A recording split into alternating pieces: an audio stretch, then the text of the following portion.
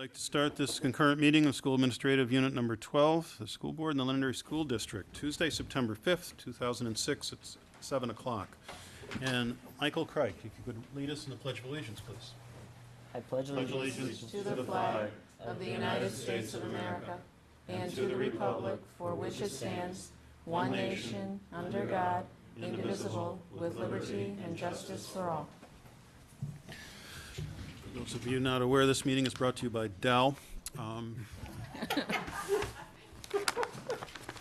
don't any of you think about that at home when you're watching it. Anyways. You'll also note that George Herman's not with us at this moment. George is the chairman of another organization in town, and he has a meeting at that organization, and will return to us shortly. But since we have a quorum, and Michael did a great job in the Pledge of Allegiance, we'll begin the meeting. And are there any questions or announcements?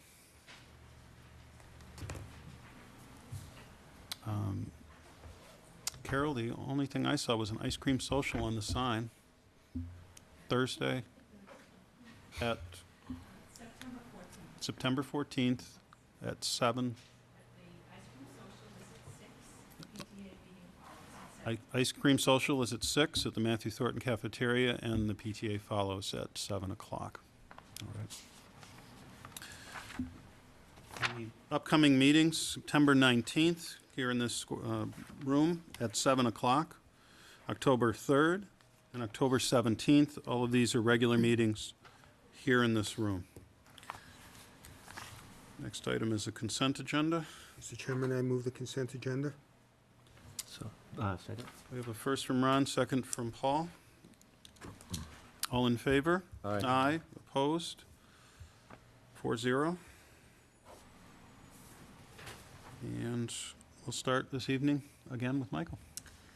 Alrighty. So far, the student council, the only part of it so far, the executive board was able to meet, and we haven't really had any meetings yet because we started. It's only been 3 days, and we started on Thursday, Friday, and since of Labor Day, we skipped Monday, which is our meeting day. So our next meeting is scheduled for Monday, September 11th, in the CAF at 2 o'clock. It's right after school, and the student council is inviting the board if they would like to go. The invitations are going to be in the mail soon. And other than that, the only event that's happened since I last reported would be the football game, in which we lost, but it was really close, so I was pretty happy with that. We were only 1 point off. So. Great. Mrs. Slozak. First of all, I'd like to start by thanking the school board for the wonderful luncheon that we had last Wednesday afternoon. It's so nice to get together with our colleagues and be able to visit and chat and catch up on what's been going on over the summer, because once we get into the swing of the school year, it doesn't happen. So it was very nice and everybody enjoyed themselves, so thank you very much. Opening day did go very smoothly. I know that the pilot reading teachers have started their baseline testing to set up their reading groups with the new program. Parent nights begin this week with grades 4 and 5 on Thursday. And I know that at Matthew Thornton, and I'm sure at the other schools as well, the guidance counselors are meeting with all the new students in the school, having lunch with them, and trying to introduce them to the people that are in our building. So it's been a good start. I noticed during the lunch and also the opening day for all the new teachers that they now do something similar to the elementary schools with the pictures of all of the instructors. And That really helps. okay, thanks. Paul? See, there was a budget committee meeting last week. We mostly talked about analysis of the town spending versus budget from last year. They're getting ready to talk about the school budget, making a upcoming budget meeting, and I'll let you go over a little more of the specifics of that meeting.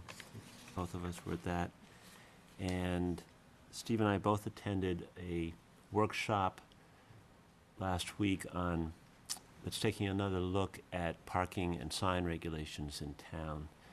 Their intern, is it Eric Dyer? Mhm. Yep. Eric Dyer led this focus group of the public that he split into 3 groups to grapple with different aspects of how to set up rules or take another look at the rules we have in place now for signage, and parking in town and around town. And I thought it was very well organized and came up with a lot of ideas. I believe over the next few weeks, he's going to have a similar set of focus groups set up for business to get some more feedback, and pull that together over the next month or two. Steve? Ron? Nothing, it's been a short week. Yeah, just to add to what Paul was talking about at the Budget Committee meeting, at the next, I sent around to the entire board a few bullets. The principal one being, I don't see Peter here, but it'd probably be somewhat helpful if Peter would attend the next Budget Committee meeting, as, if I'm not mistaken, Mike, the Budget Committee would like to go over the line item variances, positive and negative, from the year-end results for the current, or for the June 30th fiscal year end. And if Peter cannot make it, I'm sure Paul and I are versed enough that we can probably answer the majority of those issues. There was some discussion also centered around some direction the Budget Committee would like to discuss presentation of the budget for the forthcoming year, and I voiced a couple of issues about that, and the board's aware of that as well as Nate. So I think that's it. So, but if Peter could attend that, that might be beneficial to the committee. Right. Peter can't come, I'd be more than happy to attend, Okay. but I'll make sure he goes. Fair enough. Thank you. The only thing that I found that was interesting, that at the sign and parking regulations meeting, we actually talked quite a bit about the schools, and they were used as good examples and bad examples for parking and signage. The high school sign was used as a good example because of the, primarily because of the fact that the sign is backlit in a discrete manner. It is knocked out so that the text is where the light shines through. And the middle school was brought up as a bad example because the signage there is a very large white field with dark text. And I thought it was an interesting analysis, and they questioned a number of people in the community, and they seemed to, many came out with that opinion. So it seems like something we could actually take a look at the middle school, and without much expense, actually change that sign out so it was reversed. And there was less light pollution. The issue was light pollution. They did bring up solutions where we would turn them off at night, and I actually believe we do that with all of our signs. They don't stay on all night long. They go off at a certain time in the evening. Is it true that Mike Brown wanted electronic rolling electronic signs at all the schools? Mike Brown and I agreed to disagree on several points there, but there was one point that we agreed on, and that was the electronic signs, and particularly those that have video capabilities and the like. For those of you not aware, Mike Brown's in our audience tonight as the representative for the Budget Committee, I presume. Nate, if I can trust you with the superintendent's report. Yes, sir. On the opening of schools. Okay. Principals this evening are going to give the board opening school reports, which will also include enrollments. And why don't we start with Bonnie, and then we'll go Linda, Carol, Rich, Jim, and Andy rather, and then we'll go back to Jim.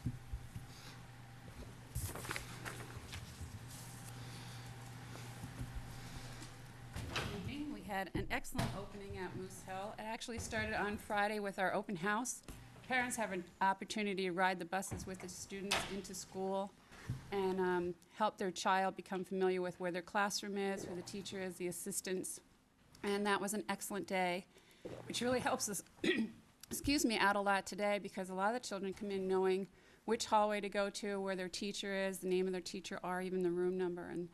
And so it was excellent. We have lots of staff helping them find their way, and We also have buttons that have little stickers on them which tell us just by visual which wing the children go to, so we can separate them quickly and assistants help them on their way, and they all feel pretty special when they know where they're going. So an excellent day.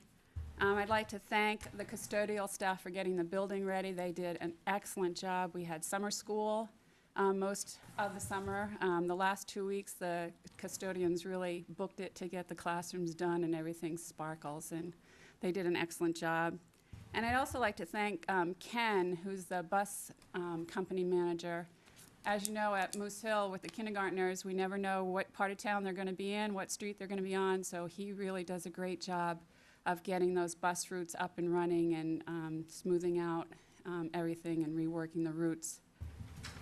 And we have an enrollment. We had 298 kindergarten students attend today. We have 2 more who will be starting tomorrow, and then we have 2 more who have packets outstanding, some paperwork missing, but we're hoping by the end of the week to have 302 kindergartners at Moose Hill.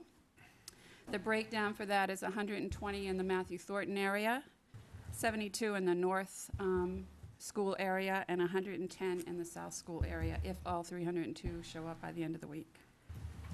The average class size, we have larger numbers in the morning. The average class size is 18 in the morning. In the afternoon, the average class size is 15 students. We have open house coming up in October. As Pat said, the open house is for the children to show off their first month of school and to really show off for their parents. And our PTA meets the the third Thursday of this month. So, any questions? Questions from the board? Paul? Bonnie, you said the parents rode the bus in with the children. Yes, that's the highlight of the school year. For the parents or the kids? I think for both. The parents love getting on the bus and seeing where the bus route goes and seeing what their children are going to be doing every day. And I think the bus is a really big issue for kindergarten parents who've never done this before. And it really puts them at ease that the bus driver is going to take care of their child while their children are riding that bus during the school year. So do the parents spend the session at the school and then ride home with them? An hour, and then, yes, they ride home. It's not the full 2.5 hours. It's an hour at school, but they get to ride the whole bus route and home again. And home again on the bus? Yeah, we don't make anybody walk. Take them home again. That's great. Thank you. Bonnie, before you leave, can you go through one more time the geographic, could you start at North, then Matthew Thornton, and then South School? For numbers, Yes. North is 72, Matthew Thornton is 120, and South is 110. Okay. Thank you. Bonnie, thank you very much.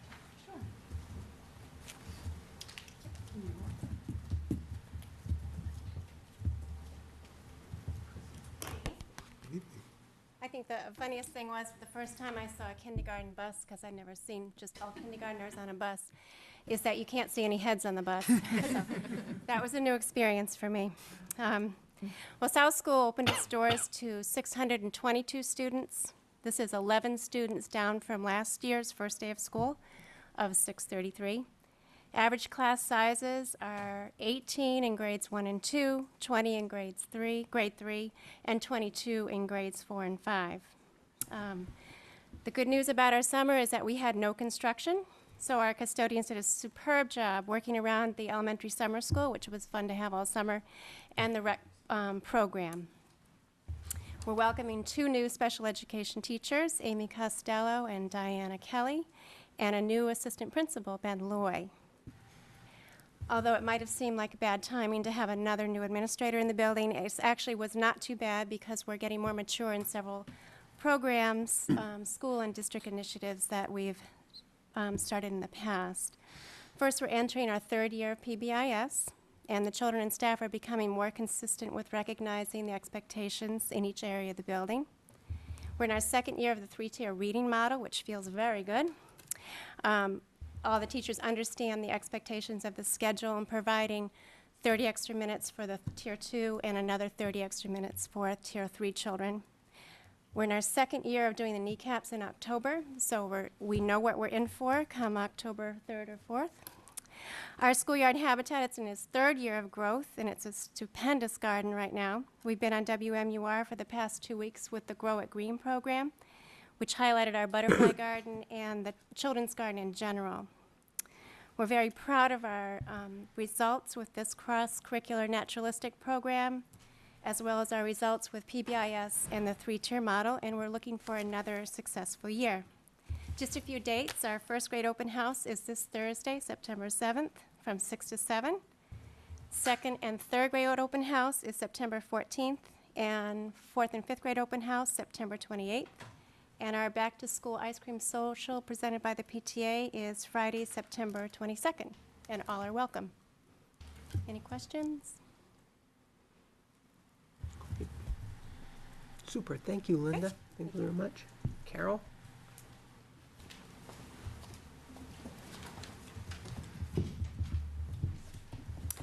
Good evening. I'm happy to report at Matthew Thornton School that we have 735 students, and that means class sizes in the 3 small first grade rooms, we're trying to keep them at 19, and the other rooms we're getting up to 20 and 21. In second grade, we average 19. In third grade, 20 to 21. In fourth grade, 20 to 21. And in fifth grade, 23. So the class sizes are wonderful. The teachers are very happy. I think we've had one of the smoothest starts that we've ever had. I'm sorry, Jim, but it's true. And we're very, very pleased with the way things are going. We have our own version of PBIS at Matthew Thornton. We have PAWS, and it's going extremely well. The children are responding very nicely. We're hoping to roll it out to the students on September 29th. We have our first open house on Thursday evening for 4th and 5th grade. And at that time, I'll be addressing parents to see if we can get people interested in enrichment clusters. And then the parents will go on to the classrooms. That's the night where we don't have the students come. It's just for parents. Our next event, as we said earlier, is the ice cream social and PTA meeting on the 14th. And then on the 28th, we have our second open house for grades 1, 2, and 3. But all told, it's been wonderful. Ken has done a beautiful job on the bus routes. We greatly appreciate the efforts he's put in, and we look forward to a wonderful year. Any questions? Questions from the board? Thank you. Okay. Carol, thank you very much. Mr. Zakili?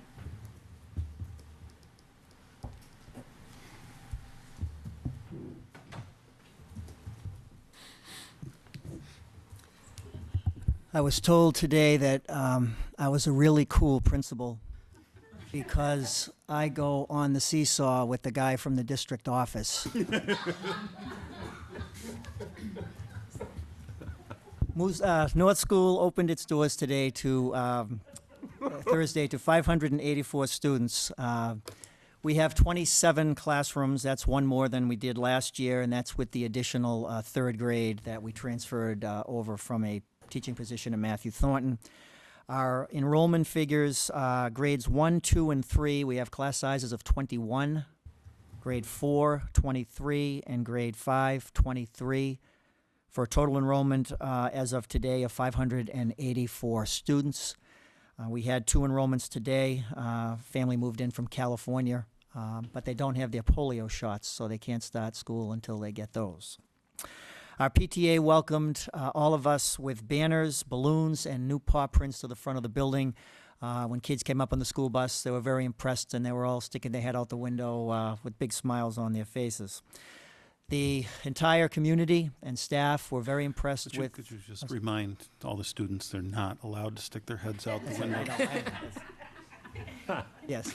Before you go on, thank you. Everybody was very impressed with the condition of the building. They also were impressed with the renovations that were done over the summer. We actually had to have tours of the building and grounds just so everybody would see what had been done over the summer months. So I want to thank all of our custodians, Bill Saylor. I want to thank Mary Colton and Pam Flim for their efforts in getting the opening of school ready. It was a very, very smooth opening. We had a couple of changes that we've been working on, and one is, and I think we had mentioned this to the school board, especially during the building construction phase, we now have afternoon dismissals out the back of the building. It's gone very, very well. We've made a few minor adjustments, but it certainly helps the confusion and the lobby area when parents are dismissing their children. So right now, that's been a very positive impact on our end-of-the-day dismissal. Seems to be working out very, very well. And we also are working on our wellness benchmarks because it's about a half a mile to walk from the cafeteria to the new playground now. So, but we had a wonderful start. North School is also getting ready for our first orientation to PBIS. We're putting together a universal team over the next 2 months, and we will be participating in training in January. So we hope to roll that out next September at North School. Otherwise, a great start. We have a PTA meeting Thursday night. Open houses begin tomorrow night. And our ice cream social is on Wednesday evening, September 27th. Rich, do you want to just mention the date we selected for the dedication? We also have set up a date for the dedication of our new construction and renovation project, and that has been scheduled for Sunday, October 15th, and that'll begin at approximately 4 o'clock. And we're getting the agenda and things ready for that. We'll be sending out invitations in the next couple of weeks. Okay, Questions? Thanks. thank you. Thank you. Cool, man.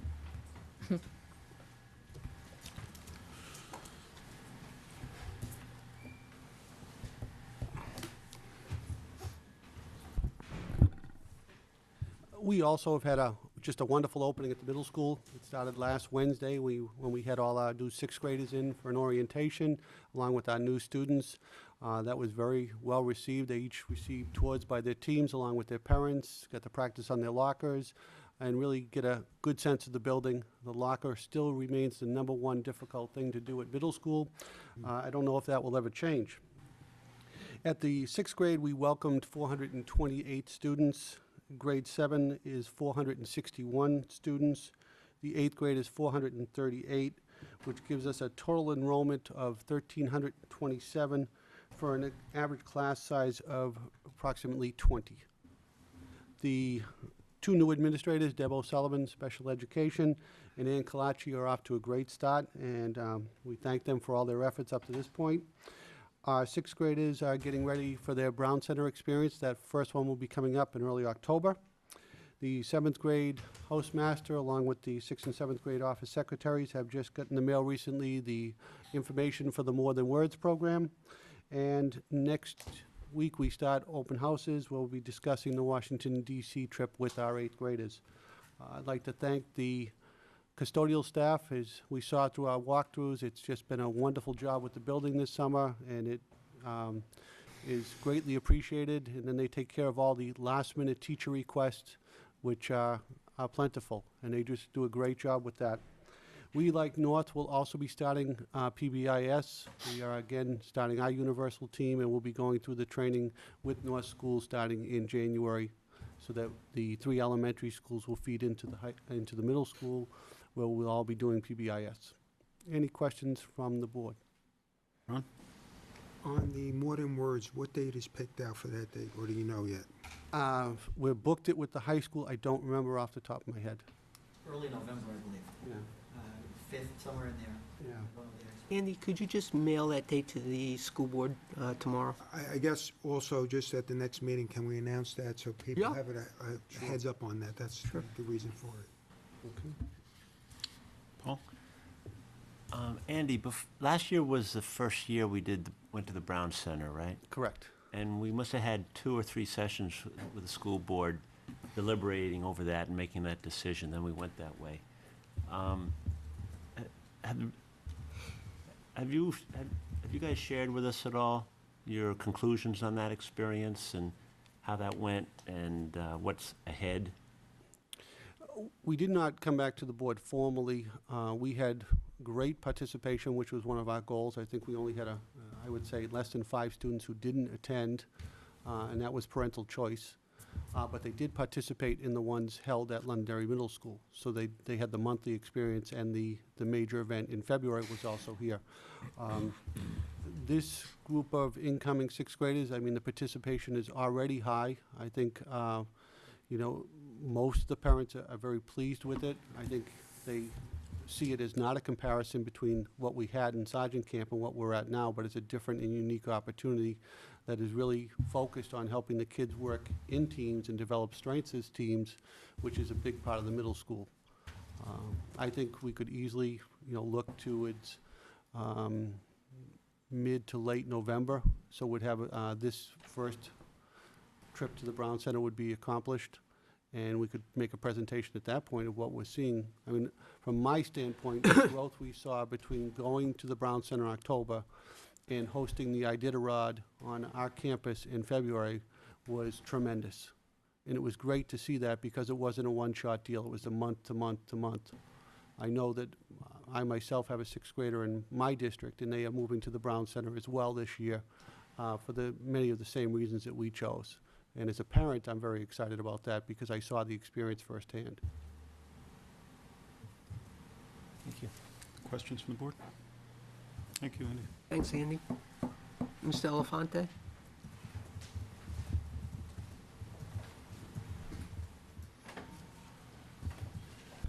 Unfortunately, I'm at a disadvantage in coolness, not like Mr. Achilles, since we do not have seesaws on the high school grounds. And thinking of Mr. Salidas and I, it may be better that we don't have seesaws.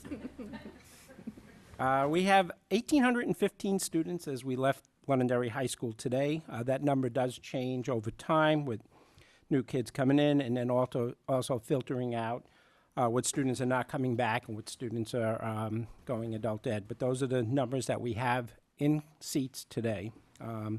Freshman class is the largest freshman class, similar to our junior class, but pretty much up there in numbers.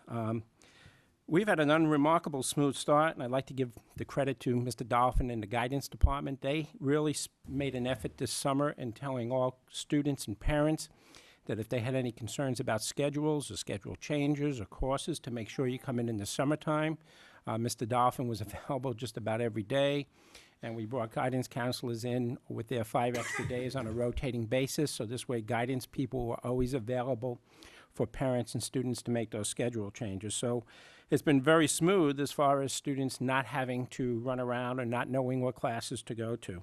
Also, the new administrative team, they're up and running and doing a great job, fitting right in. Also want to give special thanks to Peter and his crew. Buses were great. The technology was up and running. The stuff that we needed from district office was all on time. We had a very smooth transition there. Susie did a great job with her staff and having all our people in place with all ready to go. And just an extra remark about Ken, our bus company head.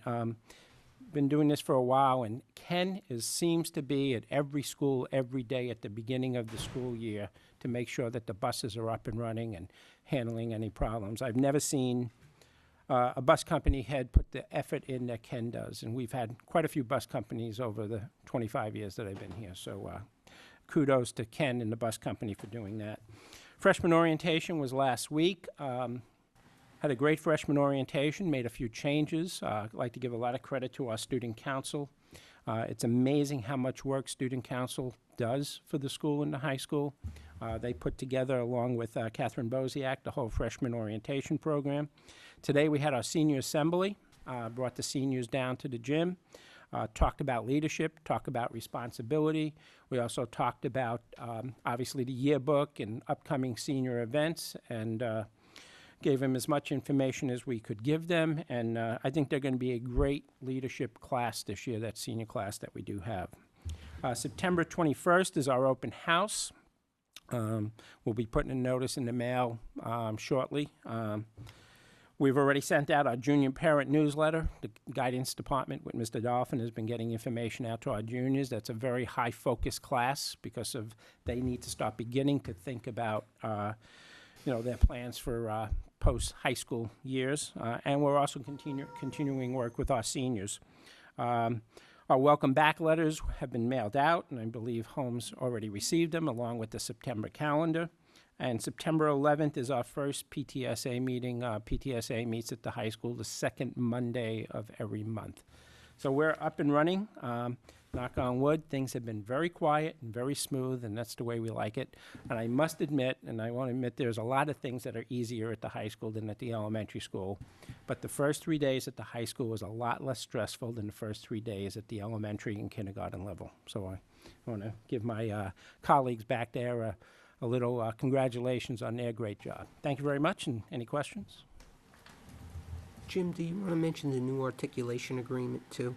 We have a couple of new articulations agreements. One we're working with Riviere College, Franklin Pierce, Mr. Dolphin. Every day is emailing us with some new information. I think we're up somewhere around 11 to 12 articulation agreements. And he's going to be working with other colleges that he's on a daily basis in touch with.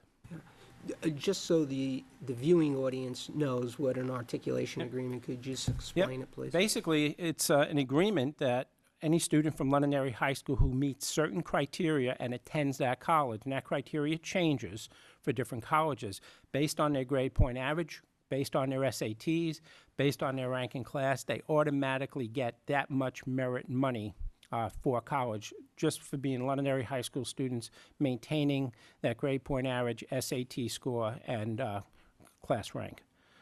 So it's tuition based, and it's a great thing, and we deal, and there's no money that has to be exchanged. It's just automatic off of their tuition. It's a wonderful thing that we have going on with the colleges. Ron? Nate, can we have Mike come in here? I mean, we just spoke about the articulation agreement, we just kind of threw out some ideas, but I don't think the people understand the amounts of money we're talking about to the colleges we're talking about. I'm talking about put something on the board, show, here's the 7, 8 we have, this is the numbers, and the criteria, so parents know exactly what we're talking about, the criteria. It's not, super smart students. I mean, it's average students can reach these criteria and get this money. Yeah, some of them are from grade point averages of 2.5 and above. So I think that would be nice to put up and have a little presentation of that so we can show the community the efforts of Mike Dolphin, who has been tremendous in this district since he's come here. Yep. Yeah, if memory serves me, there is even, well, obviously, the youngster would have to be really high in GPA, but I think in one articulation agreement, it's almost $15,000 a year for Southern New Hampshire. for tuition. So over 4 years, unlike my boys who are still going forever, I mean, that's $45,000. That's $60,000. That's why they're still going to college, because their father can't add. Mike not qualify. Mike Yeah. may, Peter, please go couldn't ahead. help that family. So it's a neat thing. Yeah, he does an amazing job. And parents involved with the juniors and seniors, and in particular now the seniors, are very well aware of the articulation agreements, and so are students. But as you said, Ron, people out there in the general public don't know what has become available in the last 2 years for Londonderry High School students and colleges. Again, I've been in the district for a long time sitting up here, and since Mike's come in here, we have all these articulation agreements. And it just saves the parents a lot of money, gives them opportunities, and I think it's one of those things where we can toot Mike's horn a little bit on And then he it for can the also, effort that he's done. too, Ron, I think at that point, talk about the Bridges program. Yes. I got a thing today, I think we have something like 12, 13 kids in the Bridges program. First year, we started off with 1 student. I think that's a very important program that he could talk about also. Yep. And that's really getting dual high school and college credit at the same time. I think it's just something we really should do in public. Absolutely, no, it's great. And we mentioned this at budget time. And at budget time, we talked about cost-saving measures that we had put in place, our own in-house special education programs, and obviously the energy savings. But when you look at the articulation agreement, that really is a cost savings to parents that decide to participate in it. If you've got an opportunity to save $40,000 over 4 years because your youngster went to Londonderry High School and went to one of these colleges, I mean, that's a significant thing, too. It's also been an incentive to keep those seniors working hard towards keeping their GPA up, and challenging them with honors courses, since the board a couple of years ago went to the weighted grades, which is a real advantage for those kids. You bet. Can that also be included as the weighted grades, how that's affecting it? And also the AP courses we offer, because I mean, now we have, I remember when we had 1 and 2. Right. Now we're in, you know, double digits on that, 10, 11 of them. And the number of students that are taking the courses, the number that are taking the tests, that's also a savings. If you go to a college, you can bypass that course if you get a 4 or a 5, I think, on the test, if I'm not Yes. mistaken. Well, even some with 3. Yeah. You know, it's all kind of what So college I think that whole picture has to be painted for the public on what the high school is doing to help children get into college. Especially if you can give some sense to Jim, of course, on what numbers of students are taking advantage of those opportunities, the articulation and the APs. Well, we have last year's numbers, obviously, and we can put that together. I think we had somewhere in the neighborhood of 200 and, I'm trying to remember, 270 test taking, because some AP kids, tests. AP, Yeah, 235, I think it was. Yeah. We got that today. because some kids take 3, some 2, some 1, but that's a pretty significant number, to say the least, so. Thank you. Thank you, Jim. I want to take this minute before we skip on to the next item.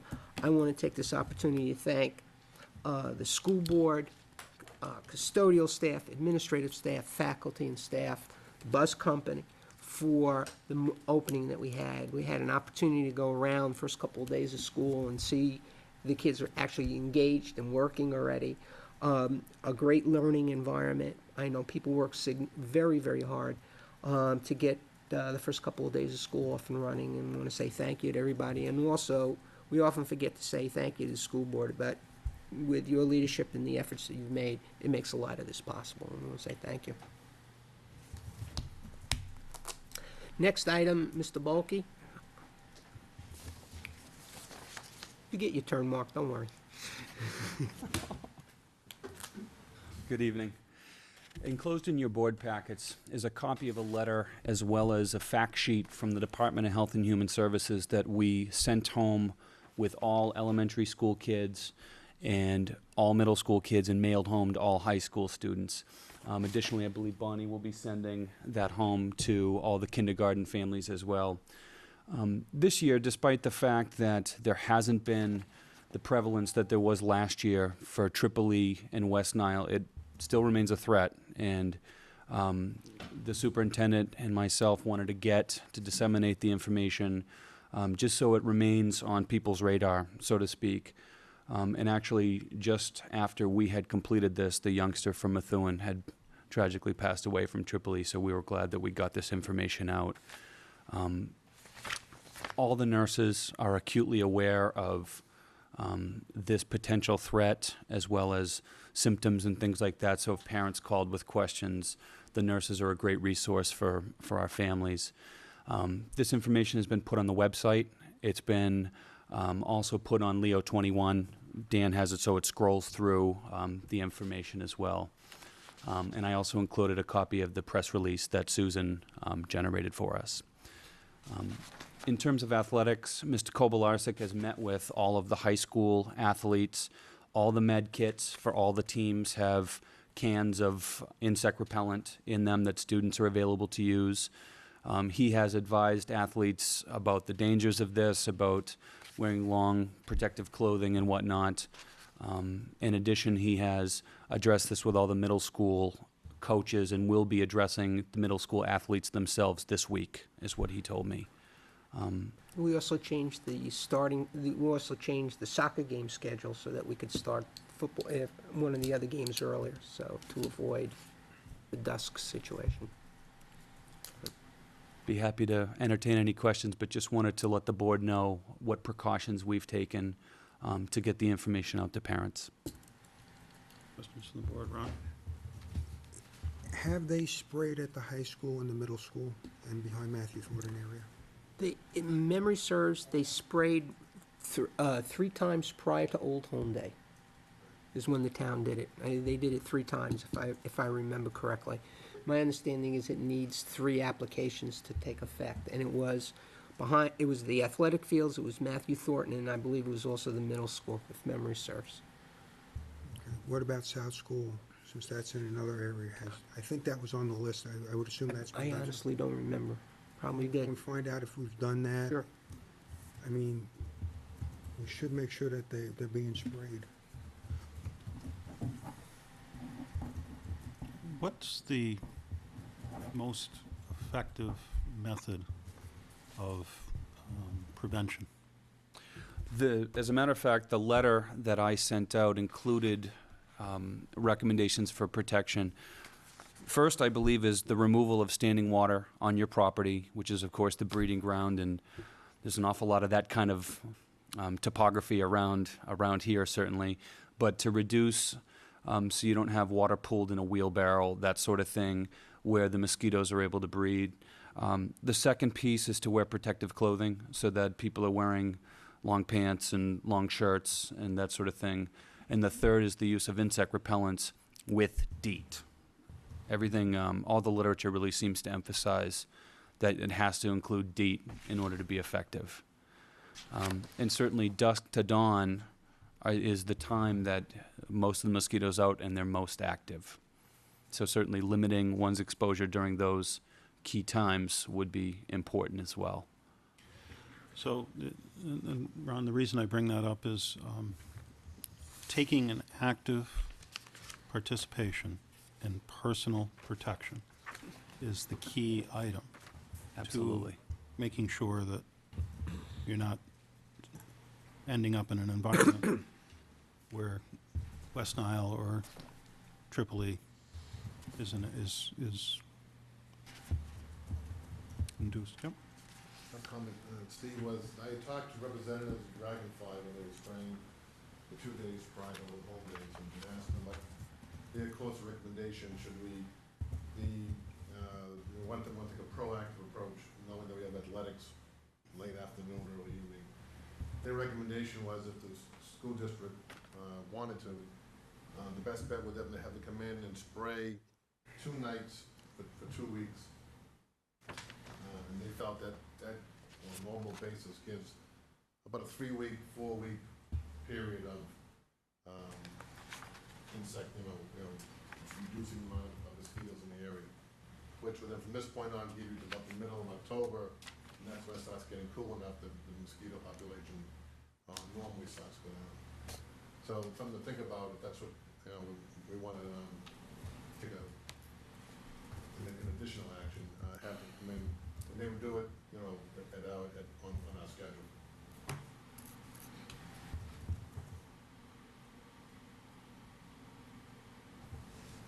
Okay. What would the cost of something like that be? I guess that's the question, is, something like that, I believe this is gonna get worse and worse as we go along. We do have the athletics out there at evening and dusks, and there's no way around doing that except and recreation programs are out there also.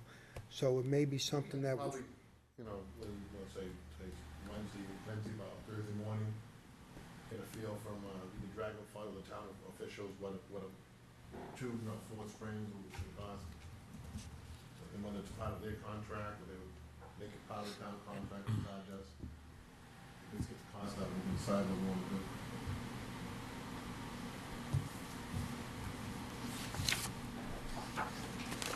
We'll wait for that.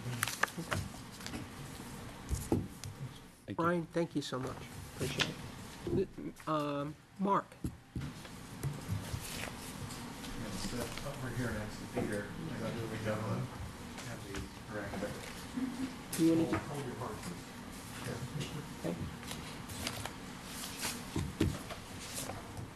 A couple of things in your packet I wanted to share with you this evening.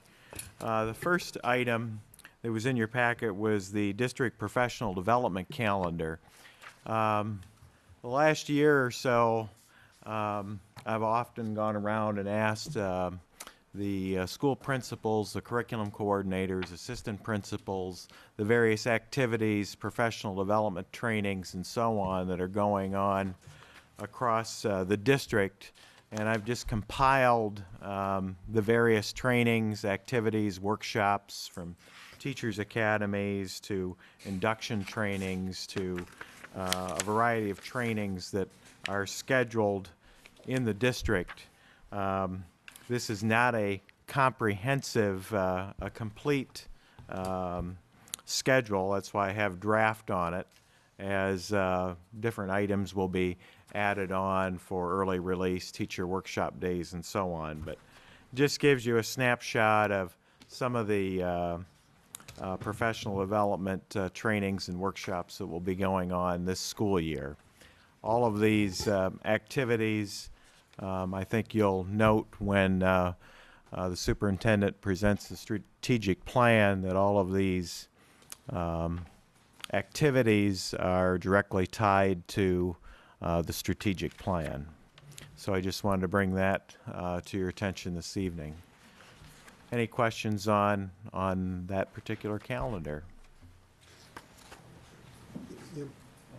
One of the things, Mark, I don't see here, and I thought we were going to continuously reinforce at some meetings or somewhere here, is the relationship between regular ed teachers and special education teachers, and we're going to have it. I don't see it on the calendar. If I've missed it, I apologize. We do have, Ron, during the coming up, and Brian can probably elaborate further, this upcoming fall teacher workshop session, we will be having 3 various trainings that Brian has consulted with that is a district-wide special education offering open to all teachers. There are other opportunities that Brian has scheduled throughout the year. If you want to elaborate, Brian. That particular day is November 7th this year. It's the same model that we did last year, where we have 3 different presenters, and we have all staff rotate through the 3 different presenters. They're already booked this year. We're looking forward to another good year. We had good feedback on that last year. So all teachers rotate through this? All teachers. All professional regular staff in the whole professional district. staff. That's right.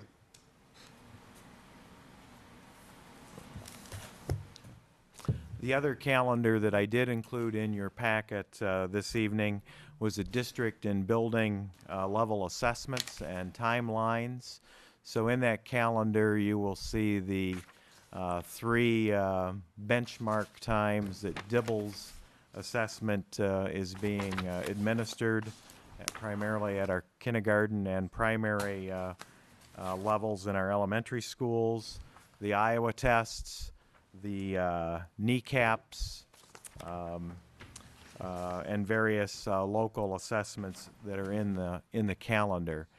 The only one that I'd like to bring to your attention that is not in that calendar that we are required to administer this year at North School, Matthew Thornton, and at the middle school is the federal National Assessment of Educational Progress program. Our 3 schools have been selected to administer that assessment at those 3 sites. I believe they are scheduled for February, if I'm correct. All right. Questions Okay. from the board? Any questions on the calendar? What are the total number of instructional days lost to testing? That is a very good question. And Because it sounds like now there's one more. yeah. I don't have that question, but I can certainly get that for you. Well, the kneecaps take, the elbows, 5 days, right? The national assessment takes 2, so I think that's 7, right? So there's 7 days that are gone there. The dibbles basically are integrated right into the regular instructional program, so I don't look at that as being lost time. The Iowas generally take us 4 days, parts of 4 days to administer. And the data that we generate out of that, I think, is extremely effective in using for instruction, so I don't consider that. But the state and the federal government, you've got a combination of 6, 7 days that is lost at certain levels. Yeah, and I didn't mean to infer that the information is not good information. I just wanted to make sure that we understand how many days lost and the total number of days that the students are in school. 180. 180. So between 5 and 8% is not preparation for testing, but testing. And over the next 3-4 years, the state assessments that are related to No Child Left Behind will also increase in number of items, a number of subjects that will be tested, and obviously additional time that will have to be devoted to that exercise.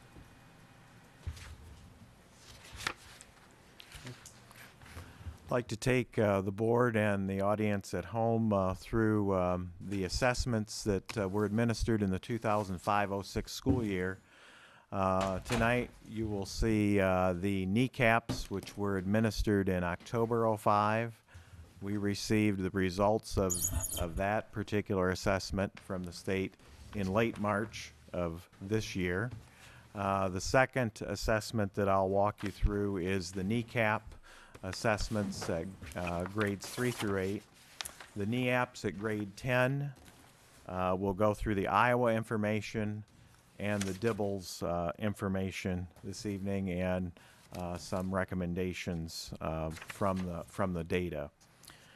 So to get folks comfortable with the data this evening, there are two terms that I'd like to review with the board as well as viewers at home. There are basically two types of standardized assessments that are used in school districts. There's a norm reference assessment. This is basically designed to determine how an individual student's performance or test result compares to that of an appropriate peer group. So the Iowa test of basic skills, the ITED at the high school, those would fall into a norm referenced kind of an assessment. The criterion reference assessment is an assessment that measures what a student understands, knows, or can accomplish in relation to a set of specific objectives or standards.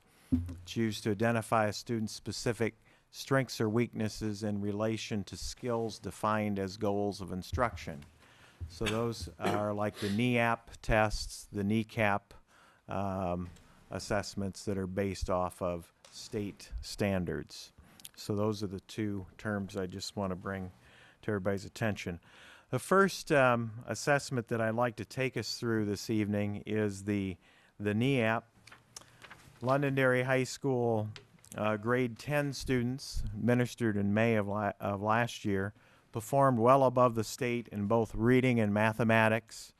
90% of all students were basic or above in the area of reading, while 82% of our students were basic and above in mathematics.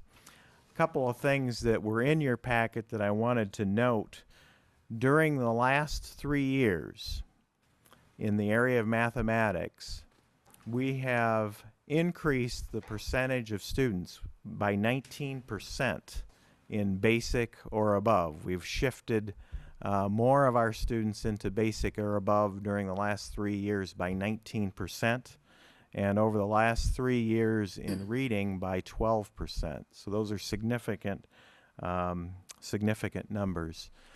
The next slide shows gains at the high school NEAP with our special education students.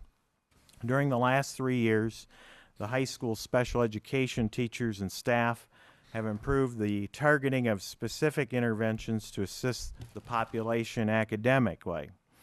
Reading results have gone from 39% basic and above in 2004 to 67% basic and above in 2006.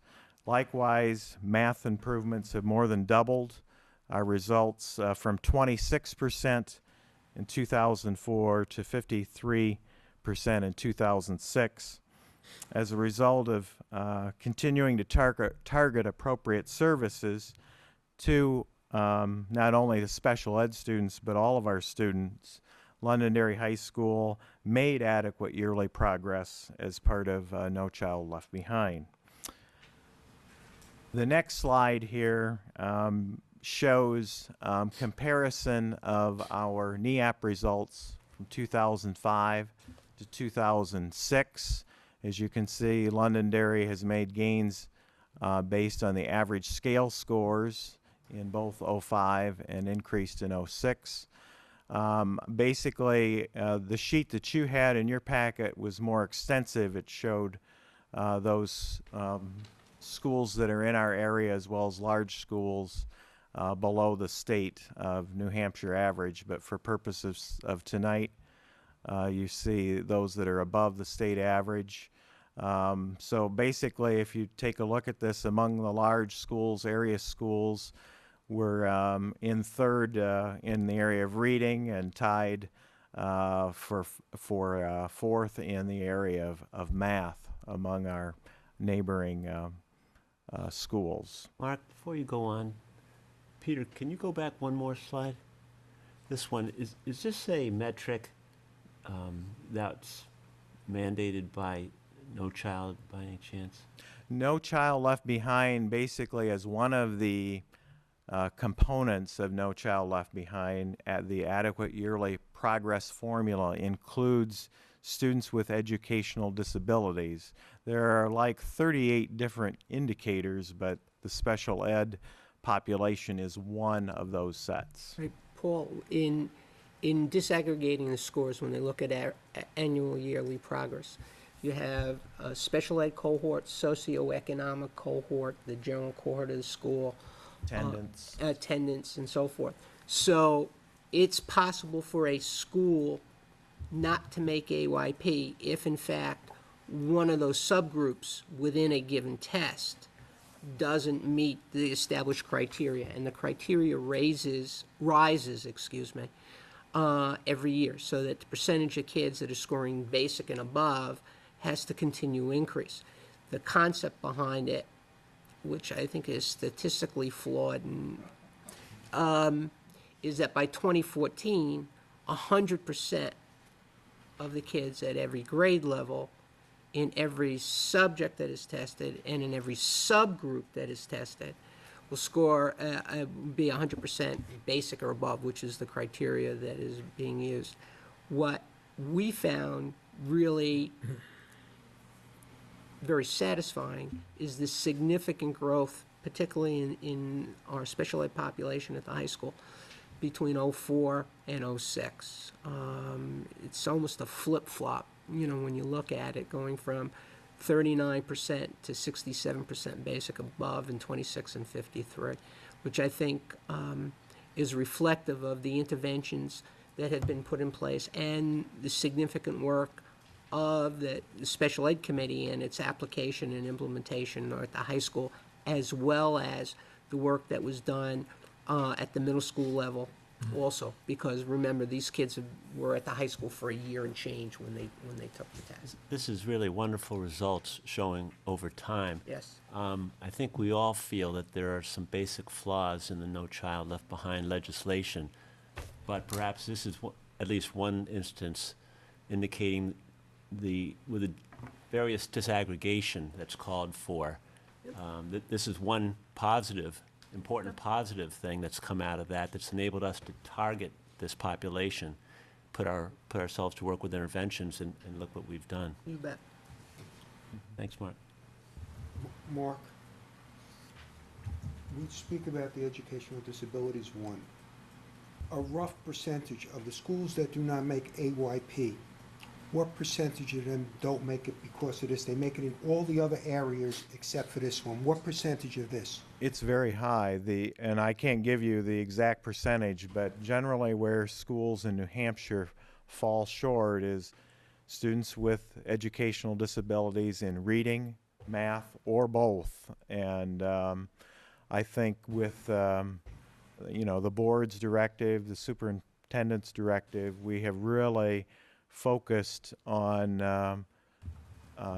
the special education population. We've taken the data and the information and have used it in the buildings and in the classrooms. I would say that, concurring with Mark, at least, if not more, 95% of the schools that didn't make AYP, if not more, didn't make AYP because at least their special education population in one or more tests at one or more levels did not make AYP. Now, there may be some who maybe on the socioeconomic group didn't make it and it was compounded, but my guess is 95%, perhaps a little bit higher, that is one of the reasons that they didn't make it. There are some schools, I think, that didn't make it because their overall general scores didn't qualify them for AYP, but if that was the case, you can bet dollars to donuts, this cohort group didn't make it either, so.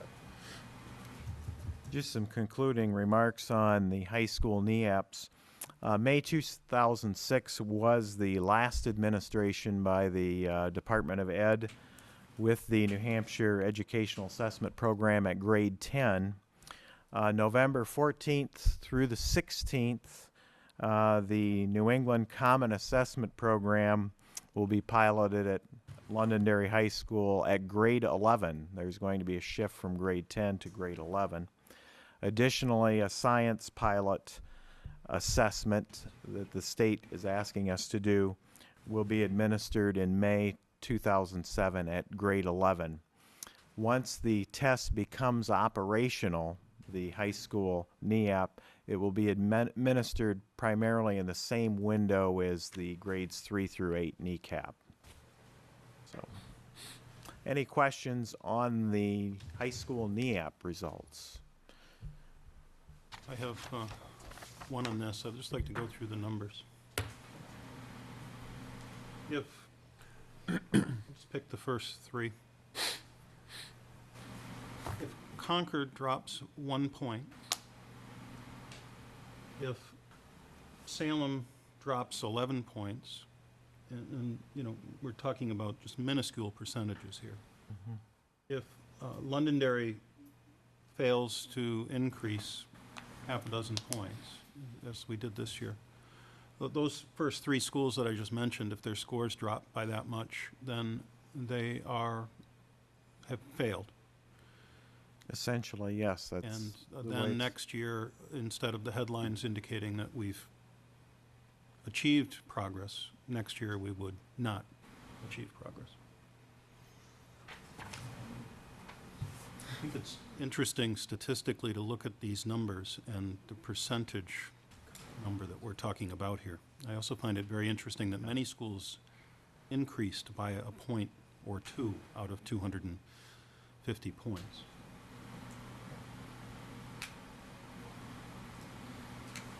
What's also, you raised some very good points, Steve, and the other thing to keep in mind is that the way this is set up, you're testing different cohort groups, so it's not like you're following this grade 10 class to grade 11, or this is a comparison of scores from the previous year's ninth grade.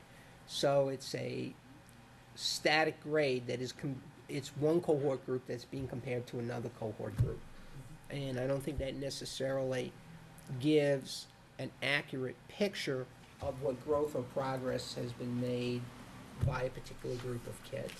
Because I would submit to you that in 1 year, a score of, I'm going to pick arbitrary numbers, a scale score of 263 for a 10th grade class is a significant achievement, because the previous year, if they had taken a similar test, they were down at 220, okay?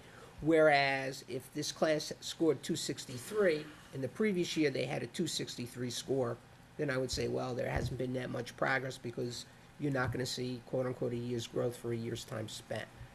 Now, that's one of the issues that we have constantly raised regarding No Child Left Behind, is that it's not following growth over time with a consistent group of kids. So, Based on what Steve said, if you look under math, the two schools at the very top actually dropped 2 or 3 points. yep. We're not necessarily saying that those school districts failed to meet AYP, are No. we? No. Okay. No. What you're seeing is, what Mark put together here was a relative ranking. Right. Some of the schools that are below us, most of those in this particular test made AYP, or unless they had a particular subgroup that didn't make it. So It has to do with the percentage, part of it has to do with the percentage increase that you must meet based on what the state has established as growth per year to meet the 100% figure by 2014. Relative to your own progress. So this is an interesting, Not to your own progress, to an absolute standard. okay. So nevertheless, this is an interesting set of statistics, but I think the bulk of what we look at, and the slides Mark is sharing with us, is really focusing on how our school district is doing over Yes. time. Yes. And I think that's really where we can learn the most. And each school district look at itself and how it's doing over time, as opposed to how are we doing compared to Concord or Pinkerton. That's not really how we can judge ourselves. And I think by looking at the data longitudinally, which is what Mark and the administrators have been doing, we begin to see whether or not certain patterns emerge. And then also, this information combined with the Iowa stuff, combined with the Dibble stuff, then helps us to generate services and interventions either directly targeted at specific groups of kids or individual kids, and or gives us an opportunity to take a look at our curriculum to see if in fact it's lining up and how our curriculum is in fact being implemented. So for us, the significant advantage of doing some of the other assessments that we do, probably more so than what we get from the NEAPs and the NECAPs, is the other assessments that we do in district that give us, I think, greater feed, if you will, to address specific instructional issues with kids or groups of kids or kids at a certain grade level or in a particular discipline too. And that helps us so that, as you know, last year, part of the strategic plan and continuing this year is we identify those youngsters that score the 30th or 35th, below the 30th or 35th percentile on the Iowas, for instance, in reading. And then we target those youngsters for additional support. Do the same thing in math. And out of those kinds of reviewing that kind of data was one of the factors that moved us to put in the 3-tier reading program. So what we try to do, as opposed to the weighing, and I'm going to call the assessment that is dictated by No Child Left Behind, that's just putting somebody on a scale and saying, you weigh 180 pounds. It doesn't tell you why you weigh 180 pounds. It doesn't tell you how you can lose more weight or gain more weight if that's your desire. We prefer to take a look at to use the term assessment because it gives us an opportunity to say, how are we doing? And then take that information to develop specific strategies, actions, programs, and services to, in fact, assist in us being able to deliver services that will improve students' learning, ergo then their performance. As opposed to a list says, here, this is where you are, you didn't make this number, give me your hand and I'm going to smack you with a ruler. I mean, that's really what it comes down to. But that's just me.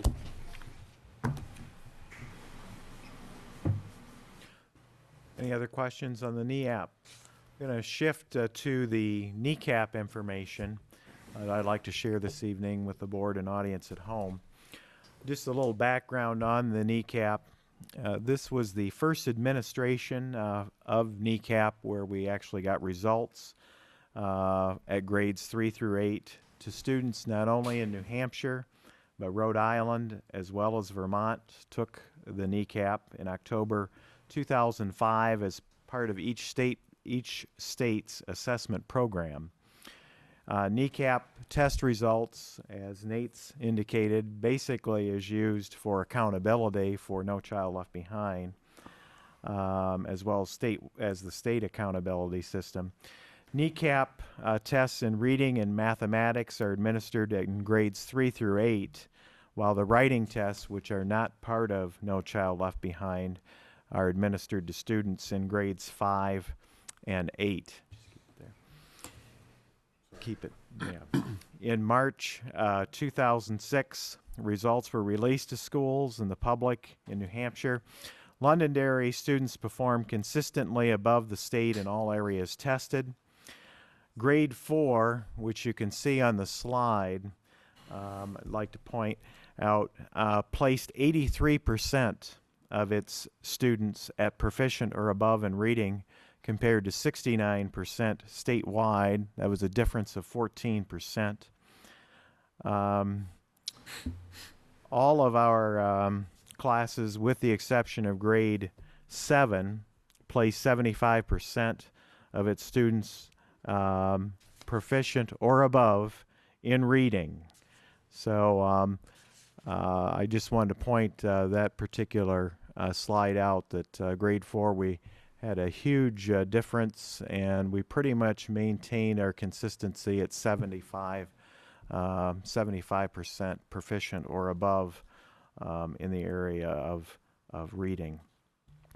The next slide, I just, out of curiosity, the Iowa's results manager, you're able to break out the Iowa by proficiencies. So I decided to take the Iowa results that were administered last spring and compared it to the NECAP that was administered in October. And as you can see, the results are very close when you take a look at proficient or above in the cohorts.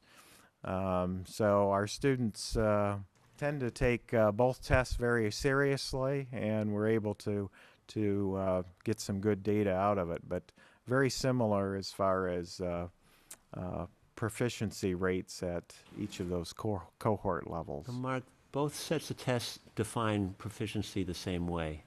Is that right, the Iowa? Well, the Iowa, again, is a different kind of test. It's a norm reference test, so you're comparing our students against students across the rest of the nation who took the Iowa tests, whereas the NECAP and the NEAP, you're comparing New Hampshire students against a set of criteria, standards.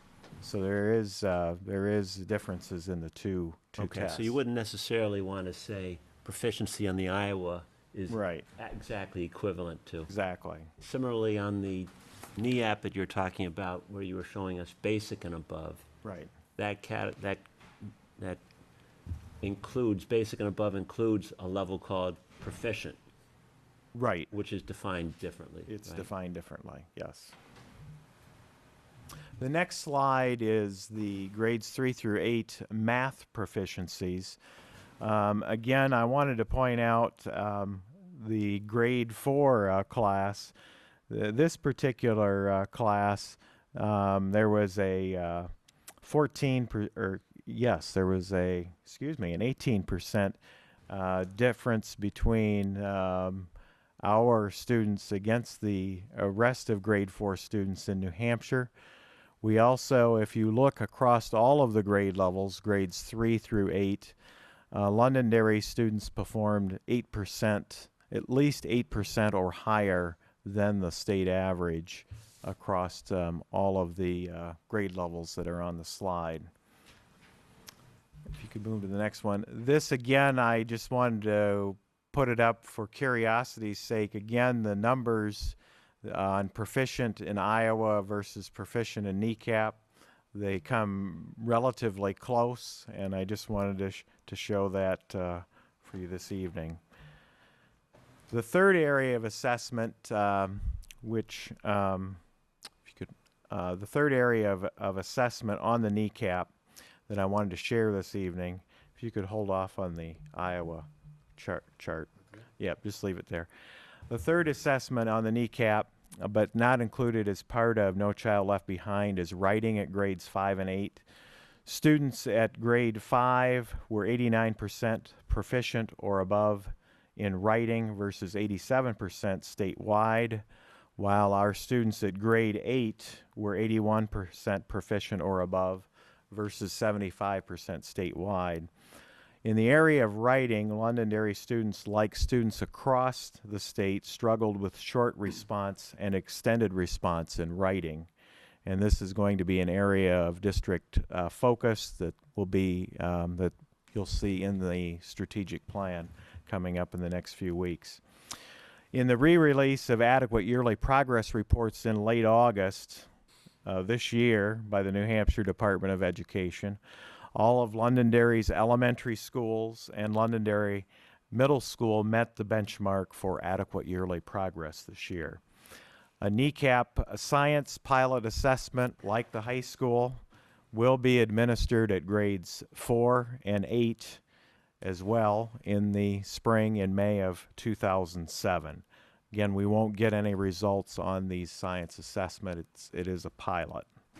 Are there any questions on the NECAP results, grades 3 through 8, that were administered last year?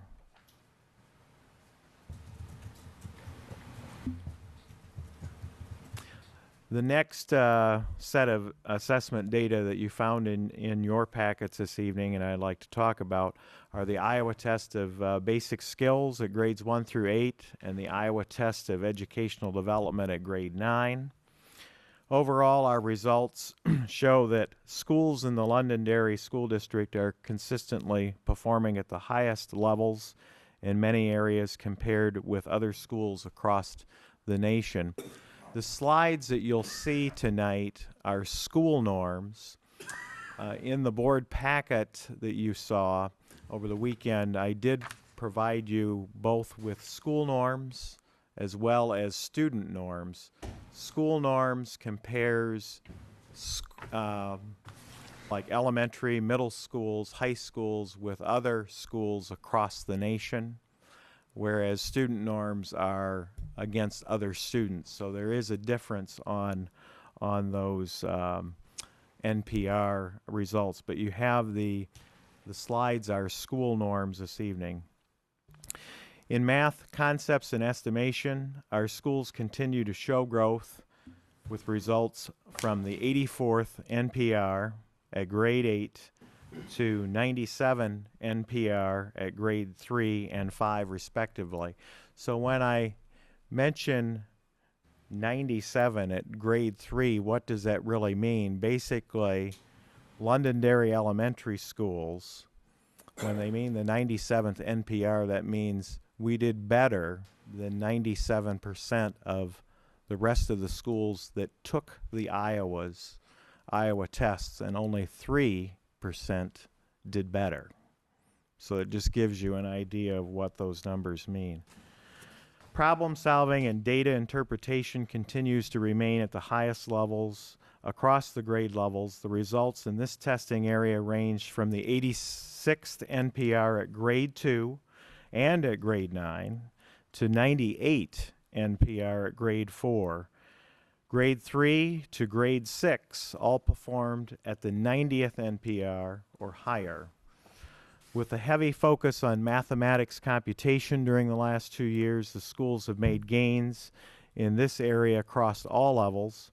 Computation results varied from the 70th NPR starting out at grade 1 to a high of 92 NPR at grade 4 as well as at grade 7. Scores were at the 85th NPR or higher from grade 3 to grade 8. The district will continue to emphasize computation to students through practice, reinforcement, frequent assessment, and monitoring from elementary to high school. The slides I have this evening, there's 3 of them that I'm showing here in math. This first one shows grades, the same cohort class, the class of 2014, starting out as first graders to last year when they were fourth graders. And this picture really shows the kind of work that's going on in our classrooms every day and the learning. This just gives a snapshot of the learning that's taking place in our schools in the area of mathematics. Concepts, problem solving, computation, as you can see in this particular snapshot with this class, which are incoming 5th graders, they have made some nice steady progress over the last 4 years with us here in Londonderry. The next slide is takes us into from the intermediate grades to the middle school, and this is our incoming 8th graders this year, the class of 2011. I just wanted to show this slide. If you take a look at those computation scores, it shows the amount of work that Andy, the math department, and the teachers have done over at the middle school. We've really made some nice gains in computation while maintaining the problem solving and the concepts. They've kept those at relatively very high rates. We didn't lose ground in those areas. The next slide is another one, again showing the incredible gains that have been made in computation, again going from 56 in 2005 to 85 this past spring, and again without showing any detrimental effects in the other sub areas of mathematics. The next portion of the Iowas that I'd just like to go through is the reading results. In vocabulary, the schools consistently performed at the 81st NPR or higher at grades 1 through 5. Generally, we made, over the past year, a 2 to 8 NPR gain from the previous year in vocabulary. At the middle school, our performance ranged from the 73rd NPR at grade 7 to 77 NPR at grade 8.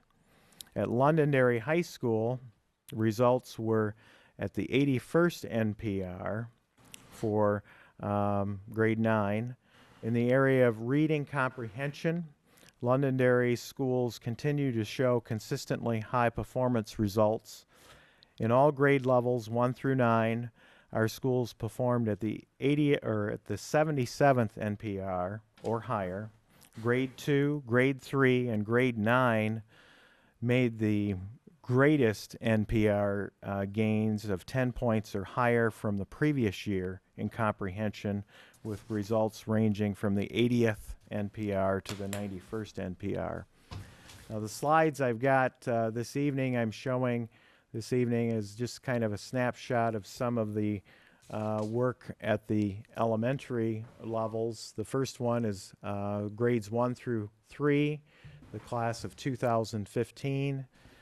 Again, you can see some nice growth starting out as first graders and ending their year last year as third graders in the area of vocabulary and comprehension. The next slide again shows that we maintain some very consistently high numbers here in the low 90s to mid 90s. It's hard to once you get up into the mid-90s, it's hard to continue that each year, but our teachers and our students have continued to show that they indeed can do that. So again, this is a nice slide of some remarkable progress. And then the last slide at our middle school grades, it's taking this same cohort group from 6th, 7th, and 8th grade. Again, these are very good scores showing student growth in vocabulary and comprehension at our middle school. The last slides that I want to show you in the Iowa tests have to do with the language portion of the test that was administered for the second time this past year. The results in spelling varied from a low of 77 NPR at grade 3 to a high of 97 at grade 5. All cohort classes showed gains of 7 NPR points or higher. With the exception of grade 6 and grade 8, there was a slight decline from the previous year. Capitalization ranged from a high of 93 NPR at grade 4 and grade 5 to a low of 77 NPR at grade 7. All cohort classes showed gains of 3 NPR points or higher, except in 2 grade levels at grade 6 and at grade 8, with some declines there. Similarly, punctuation varied from 96 NPR at grade 4 to 83 NPR at grade 8. All grade levels consistently performed at 83 NPR or higher in punctuation. In the area of language and expression, results were at the 93rd NPR or higher across the elementary schools, while middle school results were at the 81st NPR or higher. Londonderry High School at grade 9, students scored at the 84th NPR in revising writing, which was 7 points higher than the previous year's class of 2008. Just a couple of slides on language, just to show you some of the results. This is the class of 2014, which is this year's 5th grade class. Made some dramatic gains in the area of spelling, going from 66 to 95th NPR. Dramatic gains in capitalization, punctuation. So a lot of learning is going on in the area of language. One other slide that I have is at our middle school. Again, it does show some nice gains in some areas and some stability and maybe a little slight decline in others, but these are very strong scores. The chart above, those bar graphs, I think, are probably a little bit wider than they should be, but these are good results at our middle school. The last piece I wanted to point out, which I don't have slides this evening, is science. We do administer the science Iowas at certain areas just to gauge how our students are performing in science, and with an upcoming statewide assessment in science, we thought it was important. Just to give you an idea, the schools scored at the 96 NPR, or 92 NPR at grade 4, 2 points higher than the previous year. At Londonderry High School, the class of 2009, which is this year's sophomores, scored at the 88th NPR. This is a 12 NPR point improvement over the class of 2008, which scored at the 76th NPR in 2005. I believe these scores show a correlation with the district's efforts in literacy, the 3-tier reading model, reading across the content areas, the high school literacy team, protected literacy blocks. Just taking a look back at the total reading results, grade 4's reading results at 92 NPR matched the science results at 92 NPR, while the class of 2009, grade 9, made an 11-point gain in total reading, going from 68 NPR as 8th graders to 79 NPR as 9th graders. So those were huge, huge gains there. And I attribute it partly to the high school's efforts in literacy, targeting services at that level in the area of reading. Are there any questions on the Iowas?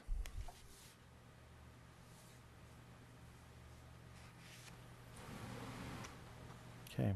The last assessment I just wanted to briefly mention, and I don't have slides this evening for you, is the DIBELS at K through 3. We use this test at our 3 elementary schools and at Moose Hill for the 2nd year. The results provide the district with data for administrators and teachers to use during the year while addressing areas for further growth and development. The DIBELS measures are administered in fall, winter, and spring. The results that you received in your packet, it did show gains in phoneme segmentation fluency at grades 1 and 2, nonsense word fluency at grade 1, and oral reading fluency at grades 1 through 3. Areas of growth in 2006-07 will be letter naming fluency and initial sound fluency at K, and oral reading fluency at grades 2-3, as well as areas where gains were noted. The district implementation of the Scott Forsman Reading Streets core reading program at its elementary schools will further assist classroom teachers with tools to improve student literacy. The last piece that I'd like just to go over is the recommendations from the data and some of the steps that we're taking to address some of the areas that we see need to be addressed. While overall academic achievement and growth is evident on many fronts as shown on the kneecap, the Iowa tests, and DIBELS, the following recommendations will continue to assist the district's efforts toward academic excellence.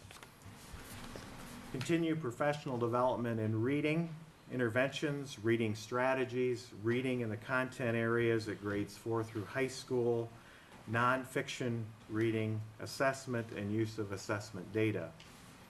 Continued protected literacy blocks at K-5 for all students with additional reading time for some risk and at-risk students utilizing our reading specialists and our special education teachers, which we have implemented at all of our schools now in its second year. Continue targeting additional reading support and interventions for the district's secondary students, grades 6 through 12, through reading in the content area training for all teachers and the utilization of reading and special education teachers. Recommend full implementation of the core reading program at K through 5 in the fall of 2007 for consistency of curriculum and instruction both vertically and horizontally across the schools. A continued focus on computation skills at upper elementary grades through high school per the district strategic plan. Professional development offerings in mathematics, such as our Scott Forsman program and CMP programs at elementary through middle school to our newest teaching staff, as well as refresher trainings. Strengthening of student English language arts skills and writing skills in the elementary to high school grades. Increase the district writing prompts from 2 to 3 at the elementary schools and middle school. Investigate writing process models that increase writing performance, grades 4 through high school. And in your packet this evening, attached to the summary, I've attached a action plan template, which is the next bulleted item. Implement specific action plans, individual students, groups of students in areas of less than a year's growth or 30 NPR or below on the Iowas, below basic on the NEAP, below proficient on the kneecap, or at risk on DIBELS. And I've attached a sample of the plan. We will be asking all of our schools to submit these plans to Nate and I by October 2nd. Continue in the summer 2007 elementary summer school, exiting K through grade 5 students, and its emphasis on reading and mathematics skills for the district's at-risk population based on the DIBELS, the Iowa, and the kneecap results. Continue to offer in summer 2007 an LMS summer school program with a focus on language, arts, reading, and mathematics acceleration, as well as skills based on the Iowas and kneecap results. Continue the high school's adult education, summer school, and GED services. And finally, pilot enrichment or accelerated summer programming at all levels in summer 2007. Are there any questions on the assessments this evening? Paul? Thanks, Mark. Let's go through the slides. Despite the colors, after a while they can start getting a little numbing to you, but geez, the progress shown in slide after slide and so many things, I think the principals, the teachers, on the principal staffs, the curriculum coordinators, right up through the superintendent's office, I think has a lot to be proud of. This is a big part of what it's all about, and we're seeing tremendous improvement on areas that needed it. We're seeing tremendous growth in areas that didn't necessarily need improvement, but are doing better and better each year. I see scores of norms of 94, 95, 96, 97, even 98 showing. I don't know how you're going to follow up some of those in years ahead, but just tremendous. I think congratulations should be in order for so many people in the district. We have a lot to be proud of. I have a few questions for you on the recommendations. The third bullet on the page 4 talks about, and I think I might need Andy's help on elaborating on some of this, targeting additional reading support and interventions for the secondary students. Now, I think I recall a couple meetings ago that Andy talked about taking the 6th grade reading remediation services and building on that for this coming year for 7th and 8th grade classes. And I guess I wanted to ask you if you could elaborate a little on that, Andy. If that's modeled on initiatives at the elementary level, could you be a little more specific on that? What we did at grade 7 and 8 to extend the remedial sections from grade 6 was we further broke down grade 7 and 8 into 2 sections. One we're calling a foundations course, which is really focusing on those students who are still very much struggling readers.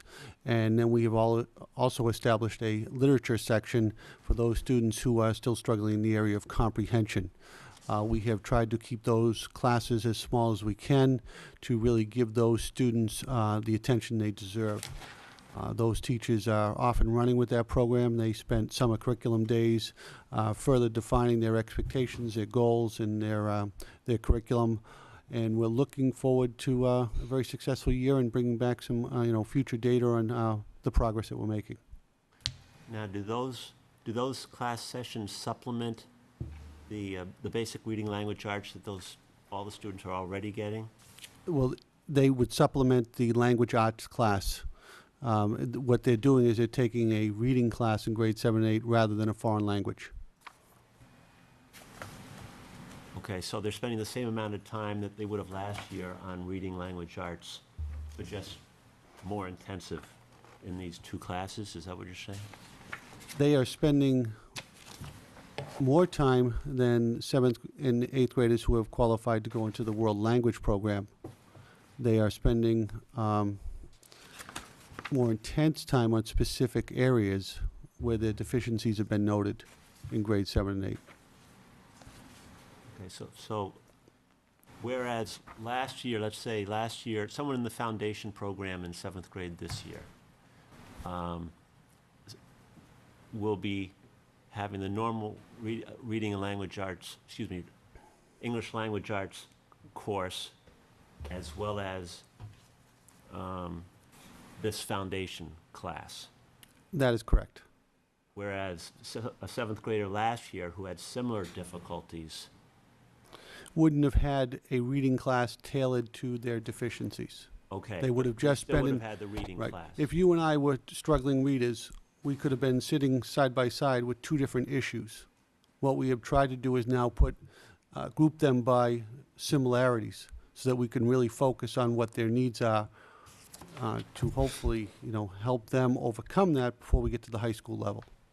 And what proportion of the class would you say is involved in those? We're probably looking at around 80 students in the 7th and 8th grade who are taking reading. Between the foundation Correct. and the other one. Right. Yeah. And our numbers, since we put in the 6th grade program, for those below the 30th percentile, just like our elementary schools, have been going down.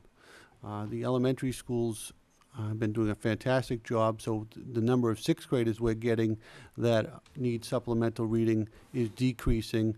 So that really allows us, when we get to seventh and eighth, to really target those children who are struggling and really intervene for them and hopefully help them become successful in that area. Catching them earlier, Correct. making Right. your job a little easier. Right.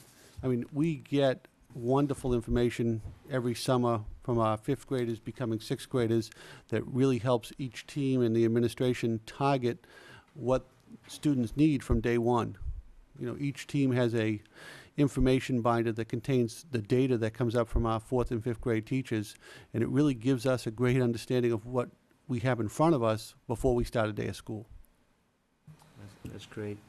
Let me also ask you, if I can, Mark, while Andy's here, the bullet on page 5, talking about continuing to offer in the summer of '07, the middle school summer school program with a focus on language arts, reading, and mathematics. Now, the last couple of years, we've had a summer school program. Has it been exclusively math the last couple of years? We have tried to offer reading and math. We do not get the number of students that we would like to participate in the reading program. We have had pretty good success with the math program, but last year they were very minimal, and we couldn't justify offering the sections for maybe only 2 kids. Okay, so this is, I guess, a nice thing to try for, but it could well be that, again, we don't see the numbers to make it worthwhile. I think we will continue to struggle to see middle schoolers coming to school during the summer. It creates quite a battle for a parent, and some of the parents have voiced to us that they just feel that, you know, these students are struggling in school. It's not their favorite place to go, and adding the summer for them, it might not be the best idea. And can I assume you mentioned about 80 students earlier as will be taking advantage of those remedial programs this year in 7th and 8th? Is that in the same ballpark, the number of students who would be invited for a summer school program in reading language arts? We target students from the Iowa results and the kneecap results. So hopefully you wouldn't see the number at 80 because we've had success this year, but there would be a group of those students who we would be targeting, absolutely. Paul, a number of those 8th graders would be youngsters that would be identified for the LIFT program at the high school, going from 8th to 9th. Sure. I'm just thinking the 6th graders coming to 7th, Yeah. or 5th graders coming to 6th. I guess they'd all be fair game for. Well, to give you an example of how the numbers are going down, when I look at 3 of my 6th grade teams, I have under 10 kids who will be in the receiving those remedial reading services, and on the 4th team I have just around 10. So I mean, you really do have to give the credit to the elementary schools in the reading program that's in place down there, because our numbers just in my 2 years are going down probably from getting 10 to 15 kids to a team to having probably less than 25 coming into the building. Thank you very much. Other questions?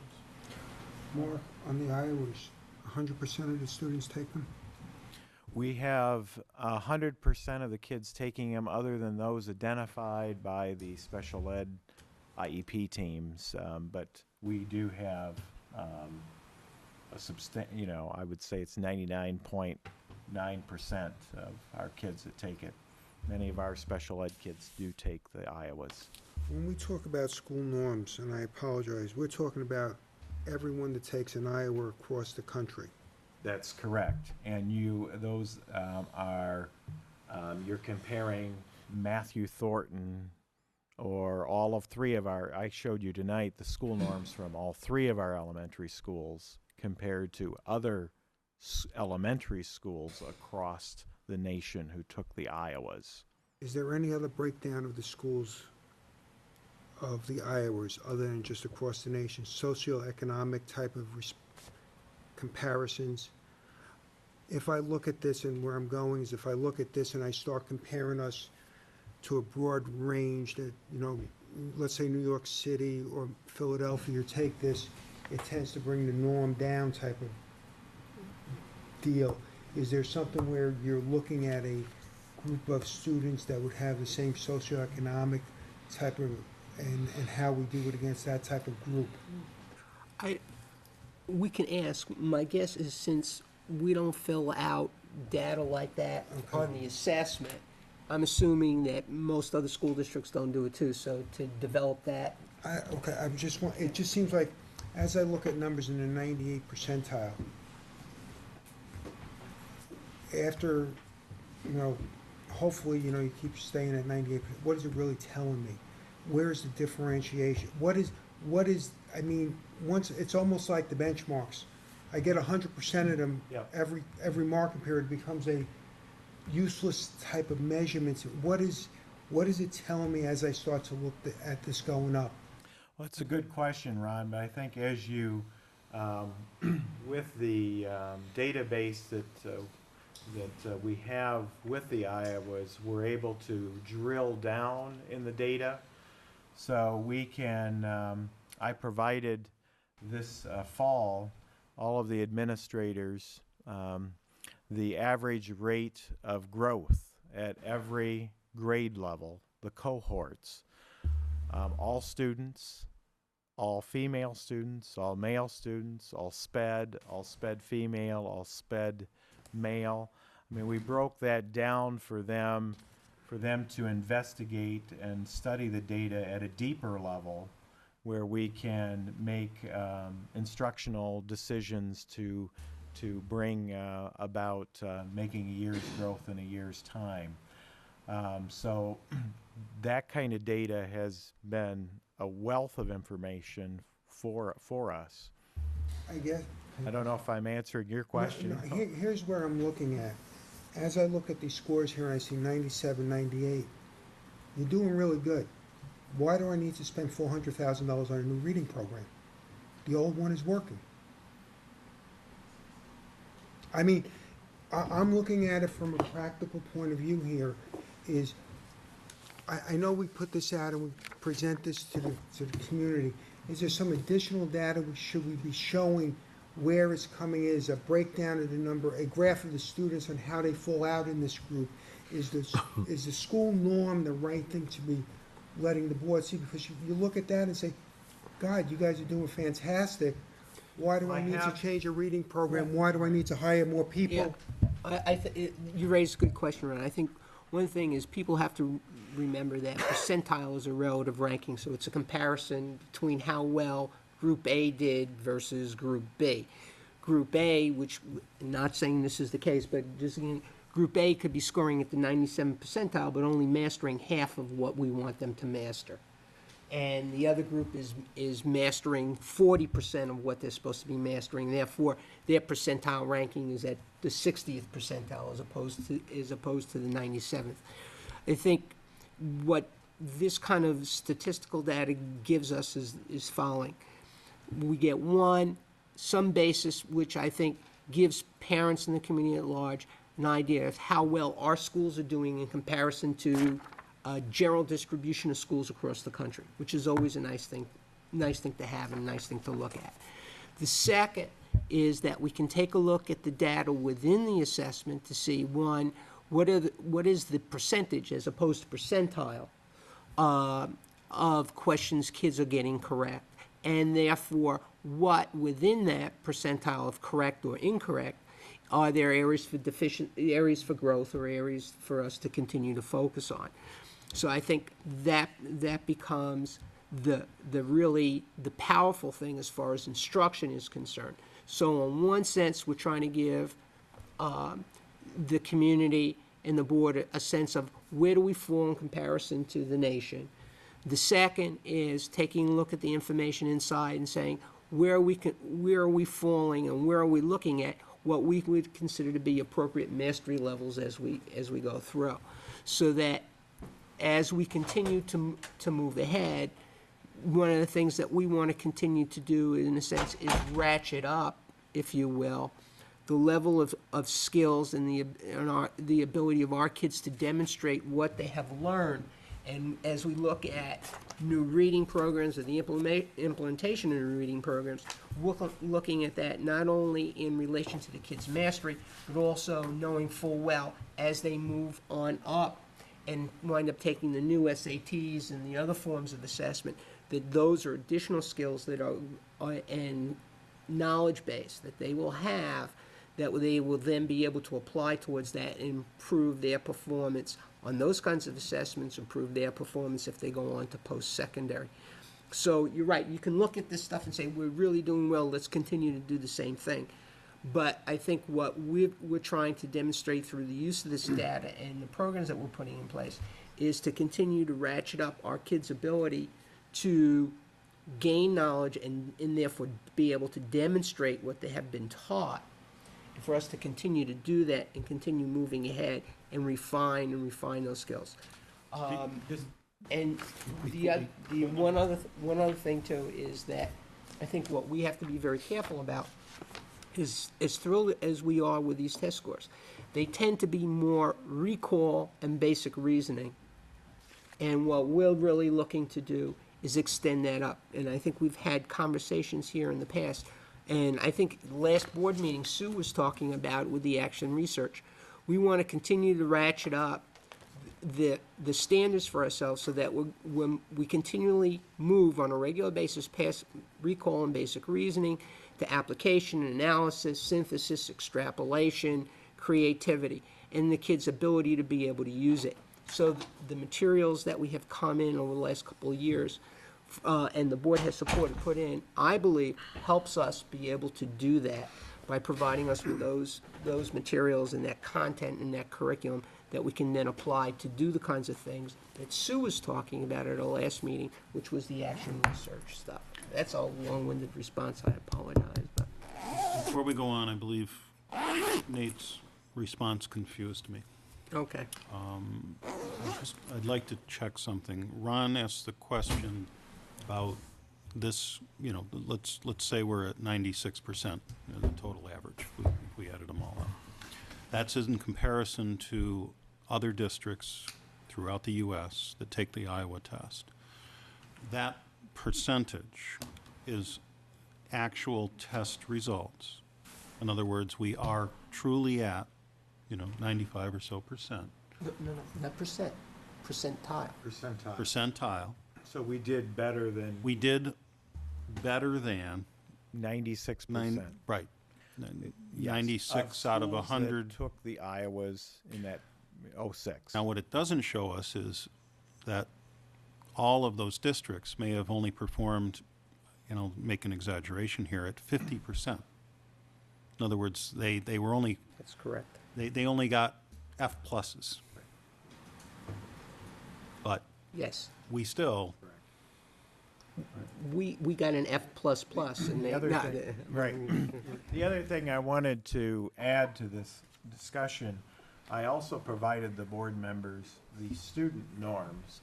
And the student norms are a more precise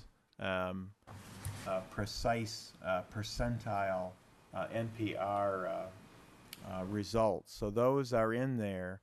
Those also show, just like the school norms, you will note in the same patterns, if you will, among the cohort groups where we have consistently made growth over time using the Iowas.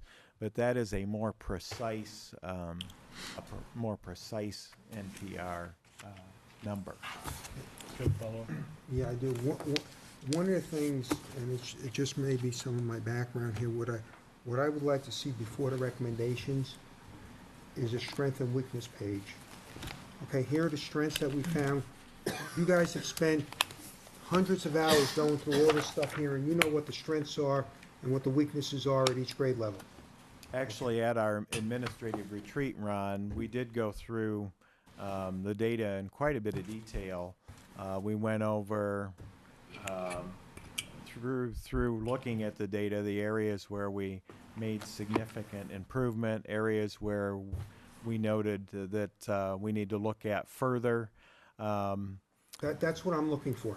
that's the, I think the board would like to see that information. Now I can take that information and make some sense of the recommendations. And that's what I guess I'm looking for, that type of thing. What did your evaluation really tell us? I see what the scores tell us, and I'm just up here, I'm at a 50,000-foot level on this.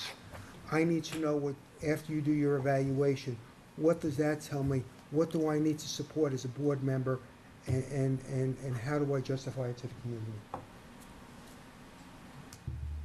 And you do allude to some of that in here, at different places, but I think Ron's just saying, make it a little Make it very comprehensive and come down the list. Right, exactly. Tell me what you're trying to improve next year. Tell me what you made your progress in. I mean, it worked out well with Andy and the computations at the middle school. We know what we were going after, and we saw what the results were.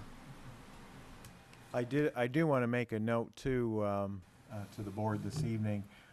This past summer, Carol's assistant principal, Greg Warren, worked with me quite a bit over the summer on the Iowa data. He has been able to provide the schools the actual Iowa results to current classroom teachers, their students, and teachers, so they can use the data in their classroom and tailor instruction to meet the needs of individual kids in the classroom. He's done that at all 3 of the elementary schools, did it by team at the middle school level as well. So I just wanted to recognize Greg for that work. Thanks. Other questions from the board? I just want to take this opportunity to thank Mark.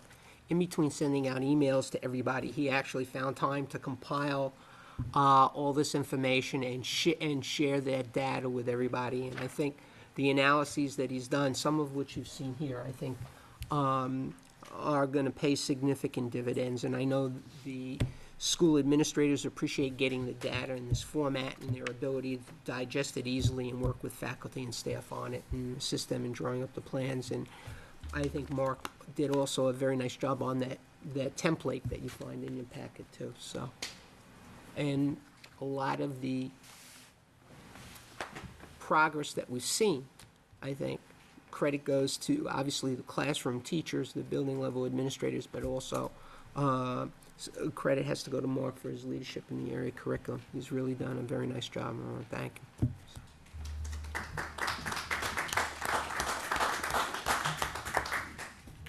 Charles. Thank you, Mark.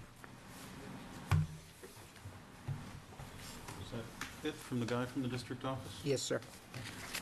Clam Shack is now closed. The next item is deliberation on a budget discussion, and this was brought up as we enter the budget season, and I think the discussions are intended to be general in nature, similar to that we've had in the past years. Paul, I believe that this actually was something that you would ask about as we entered the budget season. Yeah, I raised it just I thought it was productive last year, talking about any particular ground rules that we wanted to follow going forward as we go through the workshops and work with, and the budget committee joins us. I think also, correct me if I'm wrong, I think sometime last summer, I don't think I was here for that meeting, but I think the board gave Nate some direction on what level of spending to target for his opening remarks of the budget. So I guess I wanted to just throw that open for some discussion, and then I have a couple of related points I wanted to raise. Any other comments from the board? Raise your other points that might stimulate Okay. some discussion. One of them is, we've got a pathway that's going to be built that connects all the schools. So, before we go to the pathway, I want to make sure, be before we move off of the budget. This is budget related, Okay. and I'll tell you, I'll explain what I mean. This obviously is not a school district initiative, and it's not specifically a town initiative so much as it's a grant that I think the town has supported. But certainly it's going to be beneficial for students in the community in that there'll be a pathway, a safe pathway for students to use that should link all the schools all the schools in the central part of town, from middle school and then wrapping around town common corner down to the kindergarten. So the funding for that non-recurring expense is provided for. I believe it's 80% federally funded and something like 20% therefore town funded. So that's all provided for, the non-recurring expense. And last I heard, that's going to be built not this fall, but next spring, Peter? Yes. So that's not an impact. What I'm getting to is a recurring maintenance, a recurring expense of maintaining that path, plowing it in the wintertime in particular. That's not an impact to the budget year we've just started, but it could potentially be the following year. Somebody's got to take care of that pathway if we want people to use it, kids to use it during the wintertime. And I guess there's no clear-cut answer as to, well, is that the school's district's responsibility, is that the town's responsibility? And I guess I wanted to suggest that we talk with the town, or that perhaps Nate or Peter or someone touch base with Dave Karen's folks and maybe come back with a recommendation on how that's going to be taken care of. It may require some snow plowing equipment. It certainly would require some labor to keep that clean during the winter time. So I just wanted to not lose sight of that. Just looking for a nod of heads, I'm going to go from this side of the room to that side of the room, since it connects your school to your school and passes through many of these others. Have you been briefed on where this pathway is going and how it's going to look and be, that type of thing? Let's start with that, Nate. Can we arrange one of our future meetings within the next 30 to 45 days to have an overview of the pathway so that we all have an opportunity to understand it? Is there, And I think that's more in general in nature. In other words, where does it pass by Moose Hill School, and where does it end at the middle school? And at that point, I'm sure there'll be questions regarding maintenance and Chuck snowplow and that type of thing. But I just want to let you know that Chuck and I, Vollmer Associates, as you, some of you may know, is doing the engineering of the sidewalk, and we just got the proposed path of the sidewalk about a week and a half ago. So we can either bring, I don't know, I'll talk to Nate, either bring representatives of them in, or we can just give you the map of what we've got in Chuck's office and show you what it looks like. I think what we're, at least what I'm looking for, is a presentation on the path and how it connects our schools so that we can further communicate it to the 700 students we have that may or may not use it.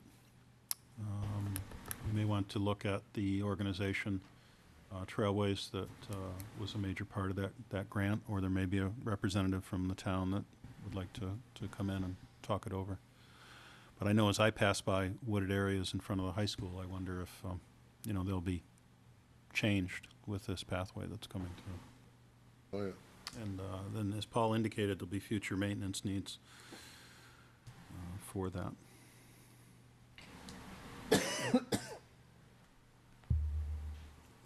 On the future maintenance needs, I think we need to talk to the town on this. I'm not so sure we have the manpower right now to start maintaining the pathway. That's quite a bit, and I think that's where Paul's going with it. I mean, the town, while they said, yes, let's put it in, they must have had some plans on how to maintain this. So we should probably have the town provide some information to us on what the initial plans were, because at one time they were talking about some sort of special equipment to clean these paths out. So I think we need to get into that, because if we're gonna start doing it, and then what happens when we go past non-public property? Whose responsibility is that going to be, since it's no longer gonna be there? As we go past the church? Still in the right of way. Yeah, but, It's still public property. but I would doubt the school's gonna start. That's all it was answered. Yeah, right, it's all questions, and I don't want to presume that we are or we aren't Right. until I know what information is out there, so. I'd like to see what the town, when they approved it, and what their long-range plans for it. I think that's the place to start. I think that's all we're asking for. Well, that'd be a great conversation. Absolutely. Anything else in the budget?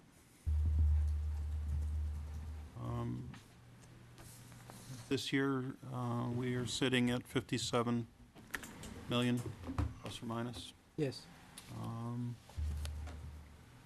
As we enter the fall, here we are awaiting from the Supreme Court whether or not they've upheld the Superior Court's decision on House Bill 616. And, it's already been determined unconstitutional. But that effect, we know that our request to the courts is not to harm any districts in the state in any way. And so any changes that may occur from that being upheld will not happen until July of next year. So seeing that, Nate, do you have any target on the district's growth that you've looked at?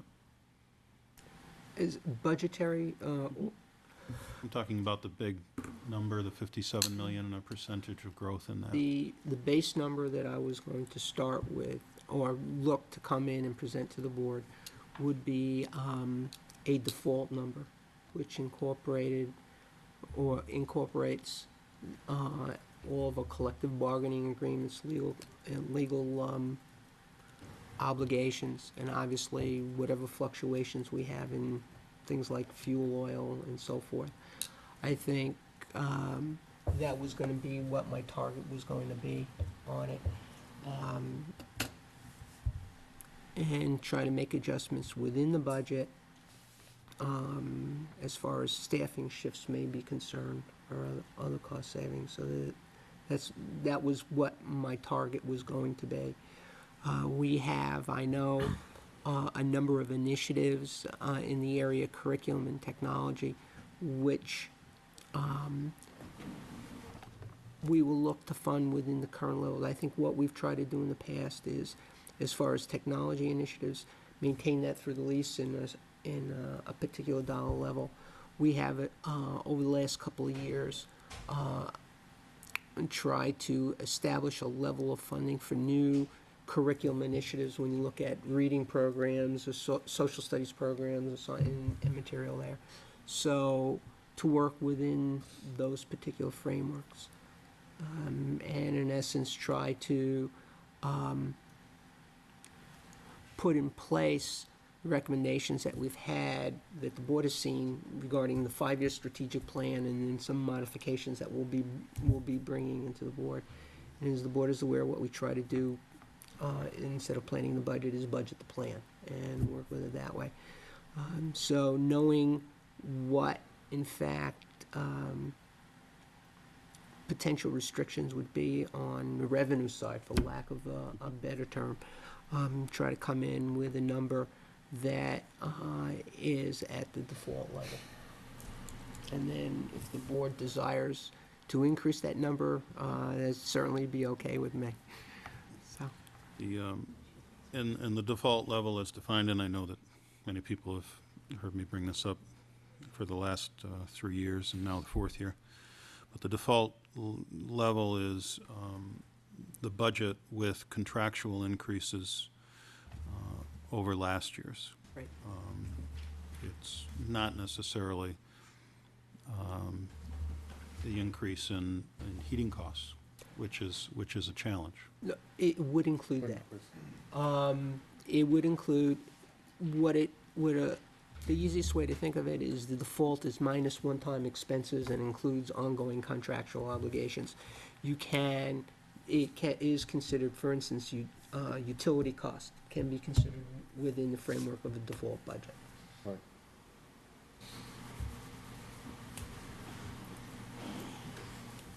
Any other comments from the board? Okay. Chair, make a motion that we reconvene non-public session under RSA 91A3, Section 2 through A through F. Second. It's a motion by Ron and second by George. All in favor to reconvene non-public? Aye. Aye. Opposed? 5-0.